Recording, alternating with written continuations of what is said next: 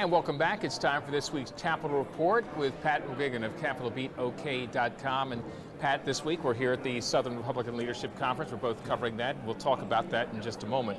But first, looks like there's been a budget agreement that's been reached, and it's getting slammed by both liberals and the conservatives, but it does look like it's going to be the framework for spending next year. What are your thoughts? Yeah, I incline a little more towards the Oklahoma Council of Public Affairs interpretation, but it is fascinating that both they and the Oklahoma Policy Institute out of Tulsa both appear to have equal disdain for the end result of the process.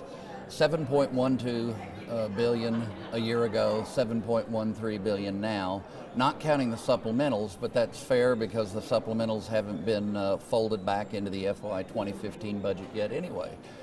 The concern I have is the use, massive use of one-time revenues, which accounts for a lot of the difference in the spending level. So you have the one-time revenue issue, which you shouldn't use for recurring expenses. Then additionally, you have they ever really right-sized? Has Oklahoma government prioritized things it's going to do yet?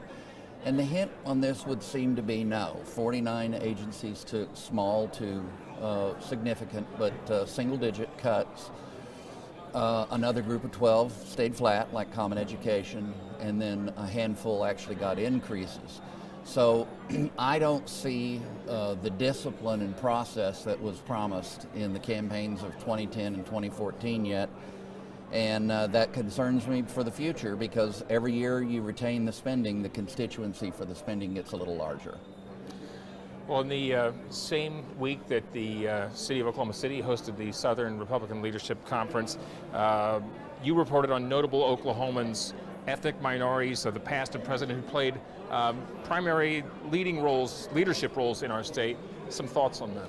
Yeah, I mean, it helps that I'm teaching at a school with a lot of minority kids. It's focused the mind. A.C. Hamlin, the first legislature of Oklahoma, a Republican who had grown up in Kansas, came down here, an African American, was part of the first Oklahoma State legislature. And I commend George Young in the legislature and his colleague Jason Murphy, bipartisan, for doing things to lift up the memory of A.C. Hamlin in recent days. Secondly, E. Melvin Porter, honored by the state senate last week. Just like Hamlin was the first representative, was black.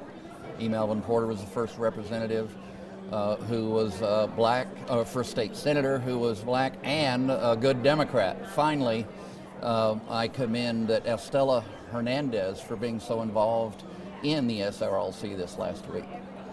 Quick thoughts, who did themselves the biggest favor here at this conference? It's hard to say. I'll be fascinated to see the final results of the straw poll. I think Scott Walker and Bobby Jindal and Rick Perry, probably no surprise that I would say that, but I think they all certainly didn't hurt themselves, and they spoke well, and that's the bottom line in this business. All right, well, you'll be able to read more about these and other topics at CapitolBeatOK.com. For Pat McGuigan, I'm Alex Cameron. Have a great day.